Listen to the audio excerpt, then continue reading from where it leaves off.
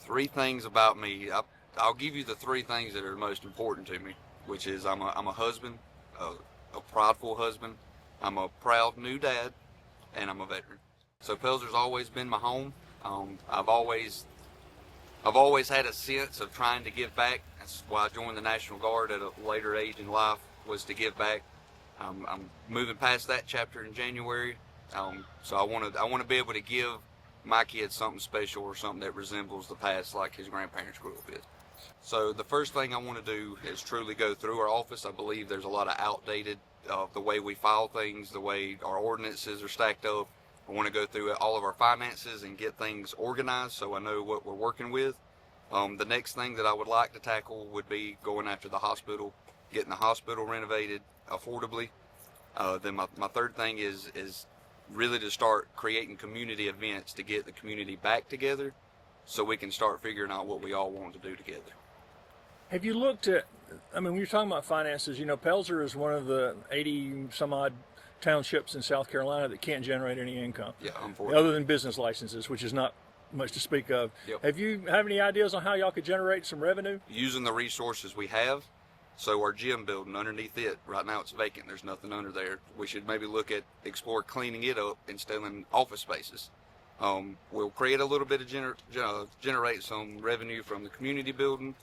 Renovating the ball fields will bring in a little bit of hospitality money that we can use to put back into it. To me, it's more about sustaining what we have right now, controlling our spending, and putting us on a right track to be able to tackle big projects. Have you looked into the kinds of things that have sort of set these projects you mentioned and set them into progress, the historic tax credits and those things? Are you looking into all that? Yeah, so I've looked into the tax credits, and there's opposing views in Pelzer on how, with the tax credits, how the community building should be done. Same way with the hospital. The tax credits are a great idea.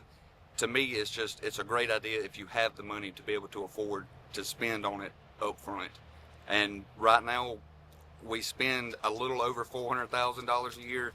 We bring in a little over $400,000 a year. I believe we spend more than we actually bring in.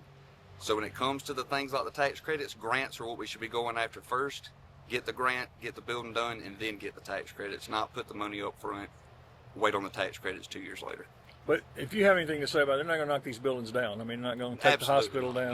No, and through my whole campaign, some people have thought that I have combated actually getting the buildings done. That is not the case.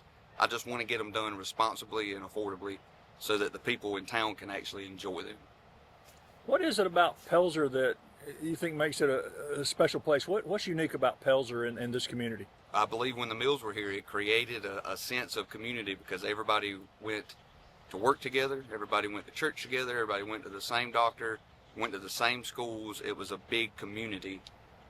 And you still see that today, is that our community's still here, and I believe it's stronger than it's ever been. Hence why I want to go back and start bringing in more community events and really show people the pride that Pelzer has. We've got the largest housing subdivision that's been built since the mill town going up now, Yep. since the mills were here.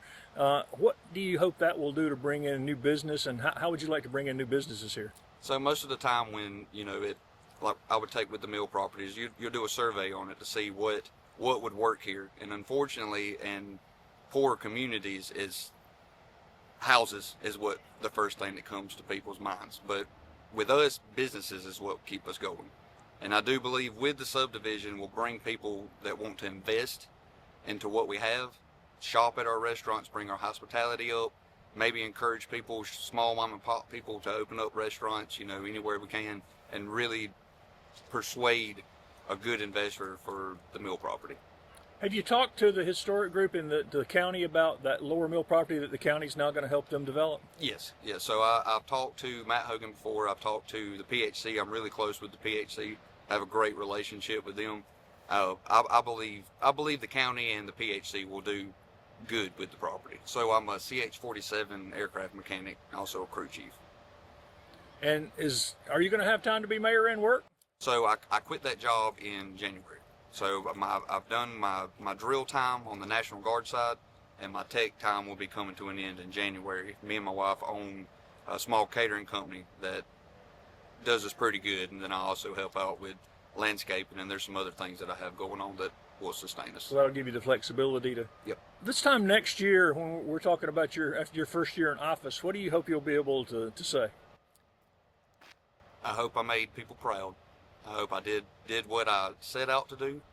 I hope people will have faith in our government again. My big thing is I hope we have a renovated park. I hope kids are out here. I hope we're having events. I hope people are happy with what they bought.